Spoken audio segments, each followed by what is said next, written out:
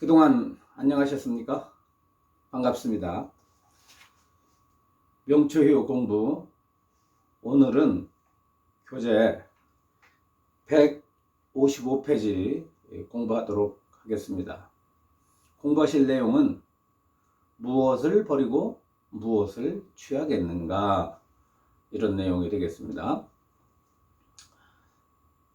여기서 무엇을 버리고 무엇을 취하겠는가 하는 것은요, 공부선상에서 하는 말입니다. 즉 수행을 해서 얻어야 될 것, 또 그 얻기 위해서 버려야 될 것, 여기에 해당되는 그런 가르침이죠. 잘못하면은 이런 글귀가 무엇을 버리고 무엇을 취하겠는가 라고 하는 이런 글귀가 뭐 세상을 살아가는데 뭐 취하지도 버리지도 마라, 뭐 돈을 취하지도 말고 무슨 명예를 취하지도 말고 행복을 취하지도 말고, 그리고 내 삶에 장애가 되는 것들, 그런 것들을 버리지도 마라, 뭐 나쁜 사람을 끝내 품고 멀리 하지도 마라, 뭐 이런 식으로 받아들이는 그런 우려가 있어요. 근데 그거하고는 이게 전혀 그 각도가 맞지를 않습니다. 여기서 지금 가르치려고 하는 것은 우리가 세속 살림살이로서의 버리고 취함을 말하는 것이 아니라, 말하자면 이제 출세관법, 정말 그 부처의 깨달음을 구하는 그런 수도인이, 공부인이 그런 수도와 공부 분상에 있어서 어떤 자세를 가지고 수도에 임할 것인가, 공부에 임할 것인가를 가르치고 있는 그런 내용이에요. 그러니까 이 명추해요는 엄밀히 말해서 우리가 세간의 기륭화복에 입각한 어떤 행복과 불행, 고통과 뭐 즐거움, 이런 쪽에 치중한다기보다는 궁극적 깨달음, 부처의 경지에 들어가는 그런 일승이다. 일로 하나의 수레, 하나의 길을, 그것을 밝히고 있는 것이죠. 그렇기 때문에 이 명추효 같은 이런 소중한 공부는 정말 발심을 하는 산 도반들을 위해서, 이 본분사, 부처님의 본분사가 무엇인지를 알기 위해서 오롯이 신심을 가지고 길을 가려고 하는 분들, 배우고자 하는 분들에게 해당이 되는 그런 가르침이라고 할 수가 있습니다. 그래서 이런 법문을 일승법문이라고 합니다. 일승법문. 오로지 하나의 수레로 한 목표를 향해서 간다. 세상에 우리가 아무리 답답한 일이 벌어지고 번거로운 어떤 여러 가지 모습과 그런 사건들이 아무리 일어난다 할지라도 그 속에서 하나의 목표, 하나의 길을, 하나의 수레를 타고 가는 그러한 자세로서 이 공부를 우리가 해야 되는 것이죠. 교재 읽고 설명하겠습니다. 일심의 실상에서는 세간의 허물과 장애가 되는 법을 보지 못하니 그렇다면 무엇을 버리겠는가 그랬습니다. 일심의 실상이라는 것은, 여기는 실상은 깨달음이에요. 부처님의 경지를 실상이라고 말을 합니다. 이 경전의 용어는 대칭용어로 이루어져 있어요. 대칭용어. 서로 반대되는 의미의 단어들이 연결이 돼가지고 설법이 이루어지고 있는데, 근국으로는 대칭용어, 예를 들어서 말이죠, 뭐 고와락,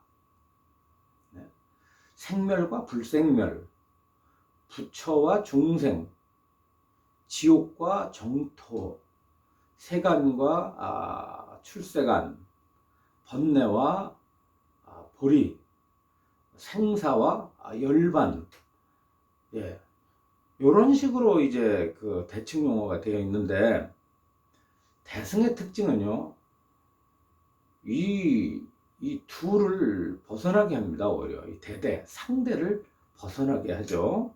네. 왜냐하면 번뇌에 대치해서 보리를 세웠고, 세간에 대치해서 열반을 세웠고, 생사에 대치해서 세간에 대치해서 출세간을 세웠고, 생사에 대치해서 열반을 세웠고, 지옥에 대치해서 정토를 세웠고, 뭐 이렇게 세웠지만 대치해서 세운 것이죠. 그러나 그 궁극적 그 실상, 부처님의 경지에서는 그런 언어가 떨어져 나가고 그런 차별이 떨어져 나갑니다. 둘이 모두가 상대적으로 만들어진 그런 그 설법이기 때문에 벗어나게 되면은 어떻습니까? 네. 세간이라는 분별과 출세간이라는 분별, 지옥이라는 분별과 정토라고 극락이라고 하는 분별, 중생이라고 하는 분별과 부처라는 분별, 번뇌라는 분별과 보리라는 분별, 이런 것들이 그런 분별을 벗어나게 돼요. 양극단을 벗어나게 되는 거죠. 다시 말하면 이제 언어로부터 벗어나게 되는 겁니다. 이해하시겠습니까? 언어죠, 언어. 그렇지 않습니까? 세간에서는 우리가 언어를 사용하지만 출세간에 들어가면 부처님의 경지에서는 언어가 사라져 버려요. 왜 사라집니까? 늘 말씀드렸듯 이 분별하는 의식이 소멸이 됩니다. 의식이 분별이 사라져요. 그리고 의식이 소멸되는 대신에 무엇이 뚜렷합니까? 지혜가 현존합니다. 지혜가. 그래서 부처님께서는 이 세상을 지혜로서 관조하죠. 지혜로서 관조하면은 분별로서 만들어진 모든 언어가 정멸하게 됩니다. 모든 언어가 고요해지게 돼요. 따라서 지금 설법하는 것은 출세간, 세간으로 이렇게 설법을 하고서 이것을 버리고 취할 것이 없다. 이것을 설명하려고 하는데요. 세간이라고 해서 버릴 게 없고 출세간이라고 해서 취할 것이 없다. 왜냐하면 실상경계엔 그것이 없기 때문이다. 이런 뜻입니다. 네. 이제 비유가 될지는 모르지만 우리가 볼 때 오른손이 있고 왼손이 있잖아요. 그런데 오른손은 왜 오른손이라고 합니까?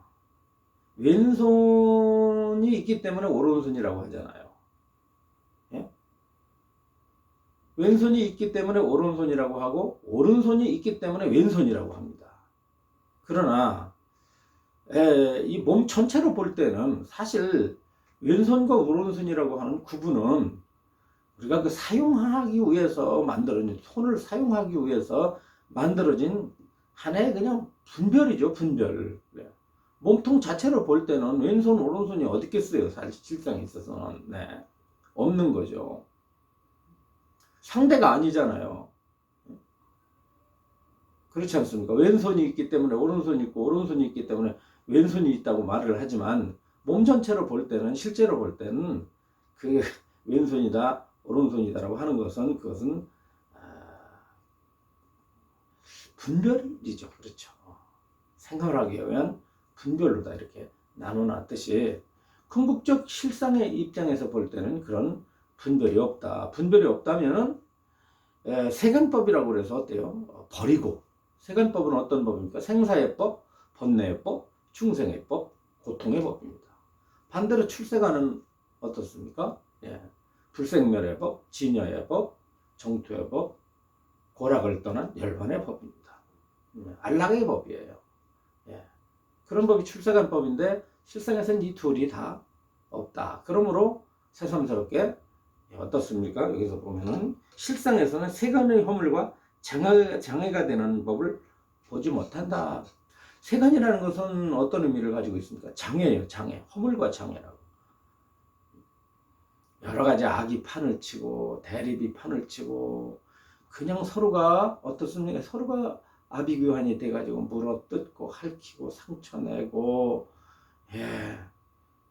살기 위해서 아등바등 예, 이런 그 모순과 대립과 압박이 가득한 그런 세상이 바로 세간의 삶인데, 중생들이 깨치지 못한 어리석은 상태에서 볼 때는 이것이 실제의 모습, 진실한 모습, 진짜의 모습으로 보지만은, 깨달음에서 볼 때는 그것이 아무런 허물이 없는 것으로 본다.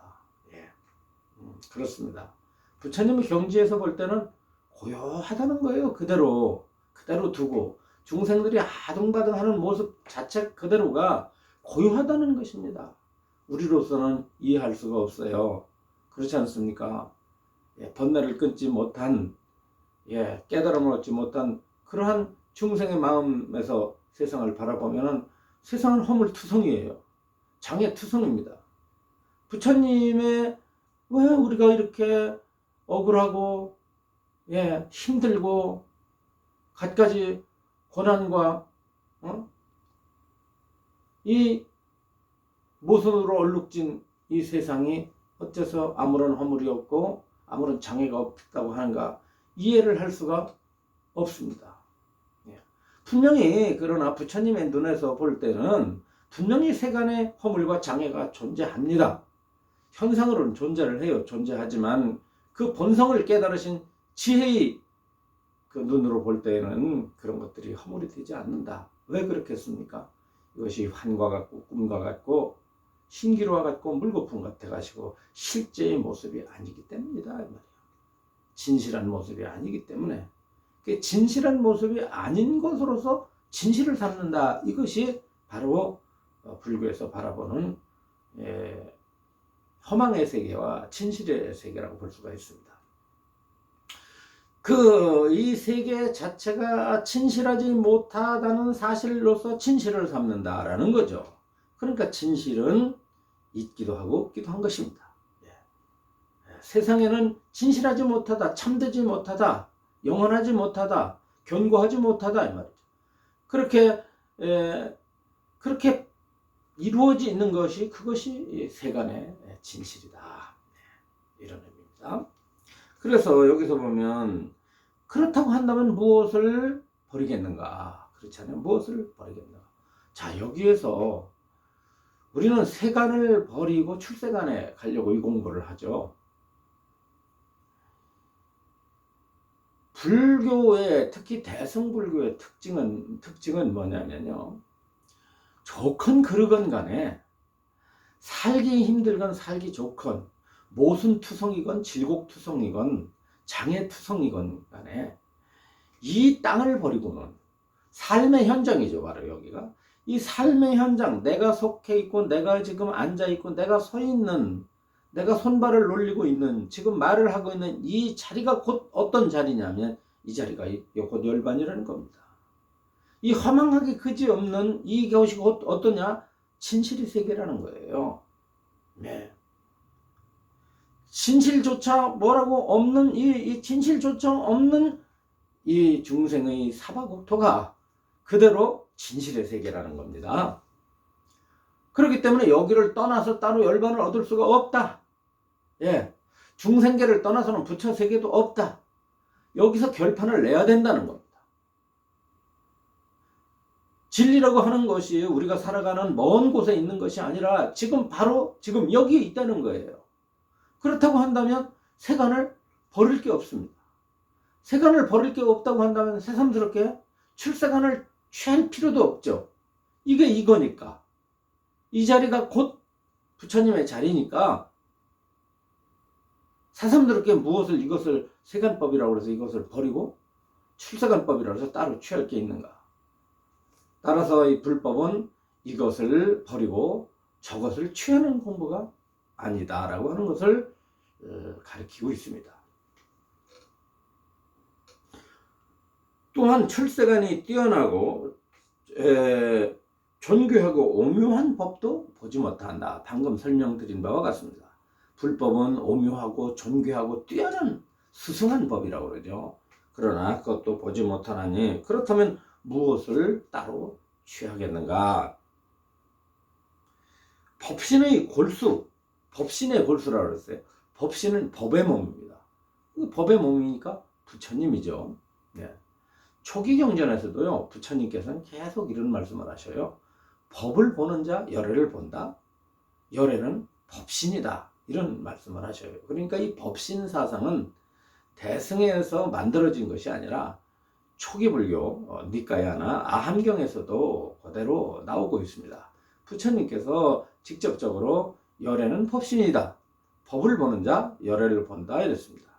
그러니까 법신은 법신인데 바로 남의 법신이 아니라 자신의 법신입니다. 나를 떠난 자신의 법신이에요. 네. 그러니까 이런 얘기에서 뭐 하겠지만 그냥 쉽게 말하면 내부처인 거죠. 예, 내부처. 그 자신이라고 말했습니다. 내 스스로가 곧 법신인 줄을 안다면 그런 뜻이죠. 법신인 줄을 안다면 그런다면 바다와 같은 근원인 일심에 도달하니 바다와 같은 근원이라는 것은 뭐냐면 모든 법의 근원이다 이 말이에요. 모든 법의 근원. 예? 모든 법의 근원은 어떨까요? 모든 법이라는 건 세간법이기도 하고 출세간법이기도 하고 선법이기도 하고 악법이기도 하고 아무튼 중생의 마음에서 분별되어진 것들 무엇이겠습니까? 중생의 마음에서 분별된 것들 곧 이 온갖 대성세계죠. 그리고 온갖 생각들입니다. 마음에서 온갖 생각도 일어나고 마음에 의해서 이 대상세계가 펼쳐집니다.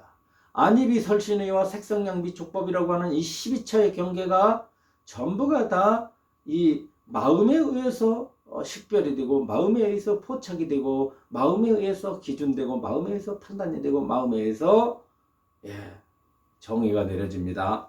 그렇잖아요. 빨갛다, 파랗다, 길다, 짧다, 산다, 죽는다, 어제다, 오늘이다, 너다, 나다. 이것이 전부 어디서 나온 겁니까? 마음이 진 것이죠. 예. 마음이 짓기 때문에 모든 법의 근원이라고 한 겁니다. 예. 모든 법의 근원인 이 일심, 하나의 마음. 예. 이때 하나의 마음은 어떤 마음입니까? 바로 지금 이 법문을 듣고 있는 이 순간이에요. 이 순간의 마음이야. 예, 마음은 우리가 볼 때 끊임없이 일어나고 끊임없이 사라지고 끊임없이 일어나고 끊임없이 사라지잖아요.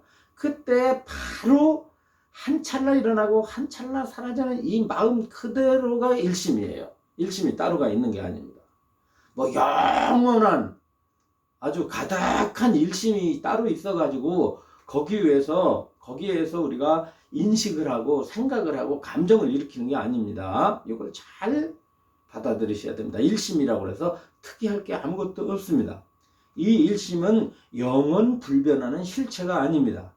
순간적으로 일어났다가 순간적으로 사라지는 현재의 바로 그 생각과 감정, 그것이 곧 일심이에요. 바로 그 한 생각, 한 찰나의 감정, 이것이 모든 법을 사실은 인식하고 모든 법을 창출해내는 것이죠. 네. 그렇지 않습니까? 근데 요거를 깨달았다는 뜻입니다. 자, 일심을 깨달았다고 하는 것은 뭐 아까 말한 영원 불변한 실체, 그 충만하고 우주에 가득한 그런 마음을 깨달은 것이 아닙니다. 어떤 사람들은 일심을 실체화 시켜가지고 마음이 우주에 가득하다느니 마음이 우주의 근원이라느니 자꾸 이래가지고 그 부처님이 말씀하신 근원이라는 의미와 다르게 해서 그래요. 그러니까 선 마음 후 물질계 이런 식으로 본래 우리가 분별이 끊어진 마음자리라고 하는 것이 본래 우주에 존재했었는데 그 우주에서 이 현상세계, 이 물질세계, 이 모든 공간세계가 거기로부터 나왔다. 그러니까 마음이 그 시간적으로 태초 이전부터 마음이 있었다. 그대로 우주가 생겼다. 따라서 우주가 없어진다 할지라도 근본인 마음은 안 없어진다 해가지고 이런 주장을 하는 분들이 너무너무 많아요. 과거로부터 이 큰 스님이라고 하는 분들도 그런 주장을 하고 그런 책들이 지금도 부지기수입니다. 거기에 절대 내화부동해서는 안 돼요. 흔들려서는 안 됩니다. 예, 부처님은 그런 말씀을 하신 적이 전혀 없습니다. 이 점을 우리가 놓치게 되면은 참 공부하는데 매우 괴로움이 많게 돼요. 장애가 됩니다. 그 일심의 근원이라는 게 근원이라는 말에 조심해야 된다. 근원이 따로 있는 게 아니라 바로 이 현재 한 찰나의 생각이 바로 근원이다. 모든 법의 근원이다.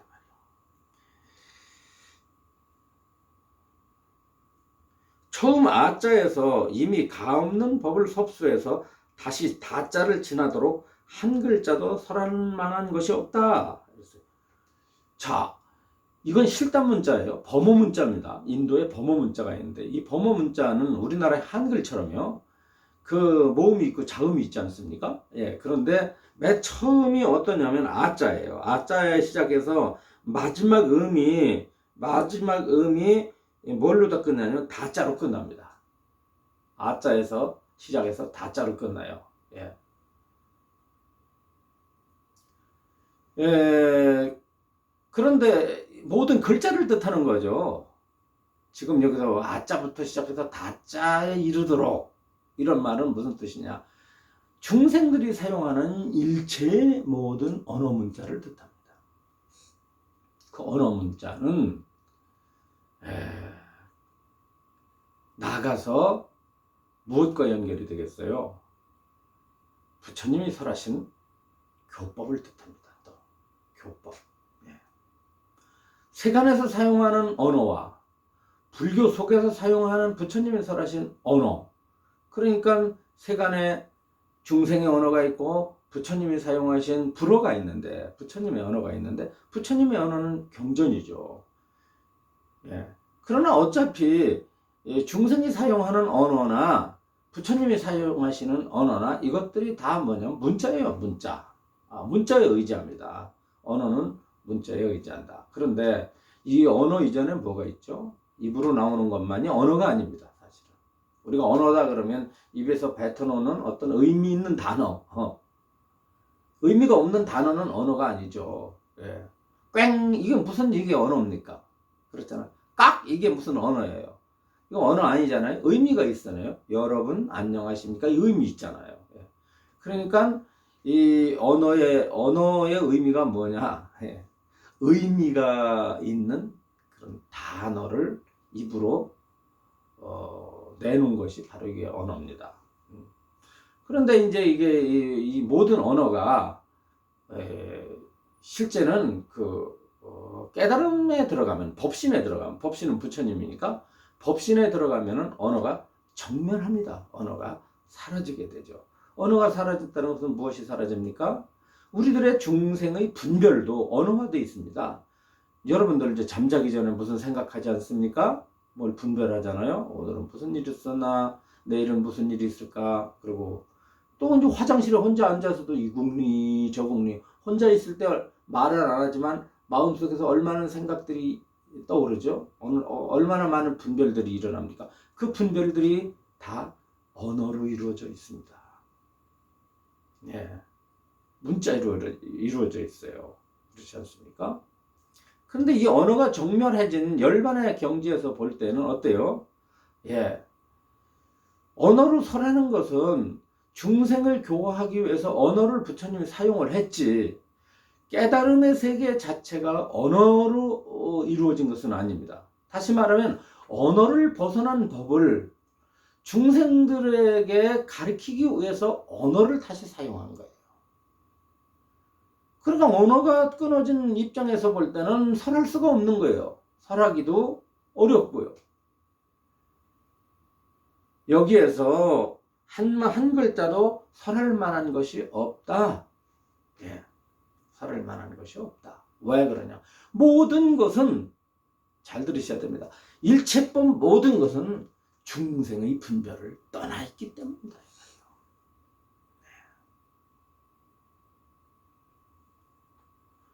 우리가 바깥에 보면은 이제 좀 있으면 이제 따뜻하고 꽃이 피게 돼 있죠. 봄 아닙니까? 봄이다, 따뜻하다, 꽃이 핀다, 그런 얘기를 합니다. 그러나 이것은 어디까지나 분별의 세계예요. 봄이 언제 내가 겨울 지나고 이게 날씨가 따뜻할 때 날씨가 말하기를 나 이제 봄이야. 오늘부터 봄이야. 오늘 입춘이니까 오늘부터 봄이다. 너희들 그렇게 이제 알아야 돼. 그런 적 있습니까? 예? 꽃이 피면서 나 꽃이라고 불러줘. 나 이쁘지? 그런 적 있습니까? 예? 그런 거 없잖아요. 동서남북을 누가 동서남북으로 붙였습니까? 선이라고 누가 언제 선이라고 했으며 악을 악이라고 했습니까? 선악경계가 선악을 만든 것은 아닙니다. 사람의 분별이 선악을 만들어 놓죠. 사람이 분별이 봄과 따스함과 꽃을 만들어 놓습니다. 모든 것을 그렇게 만들어 놓죠. 그러나 그것은 어디까지나 중생의 인식의 그림자고 실상에서는 모든 분별과 명상을 떠났기 때문에 고요한 것입니다. 이대로 고요한데 부처님이 설법할 게 뭐 있어요? 부처님이 할 말이 뭐가 있겠습니까? 그러나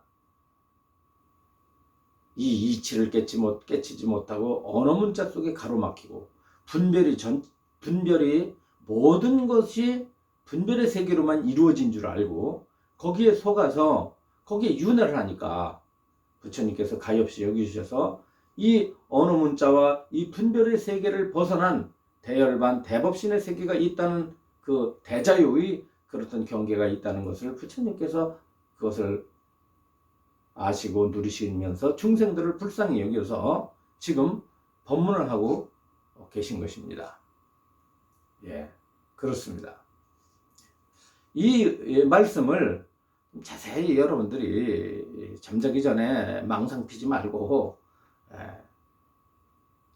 잠들기 전에 갑자기 머리 벽에다 맞아 잠 안 들잖아요. 몇 분이라도 뭐 뒤치닥거리 하지 않습니까? 아무튼 이리저리 몸을 갖다 아무튼 뉘우기도 하고 옆으로 돌아 눕기도 하고 그러는데 그런 사이에 가만히 누워가지고 한 5분이라도 조금 참선을 하든지 아니면 이와 같은 부처님 말씀을 좀 생각을 하다가 우리가 잠이 드는 것도 공부인이 해야 될 노릇이 아니겠느냐. 그렇습니다.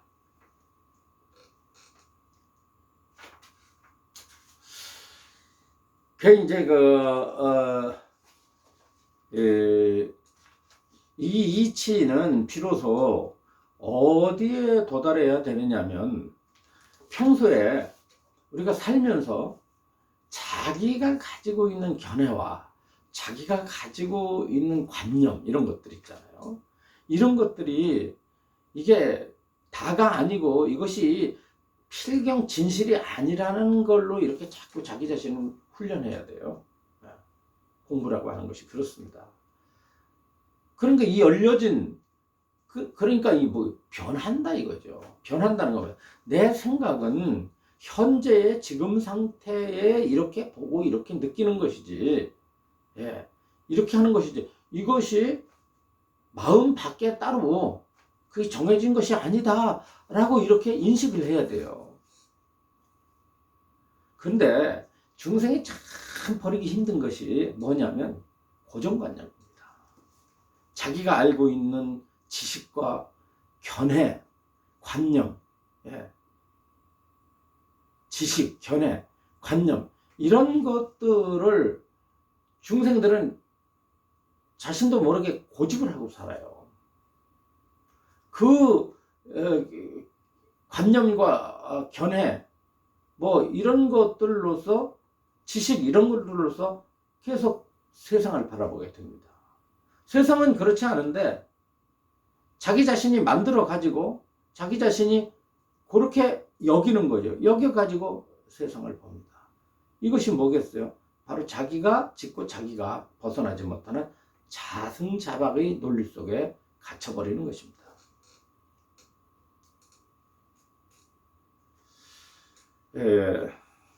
여러분 지금 이제 한단원을 공부를 하셨는데요.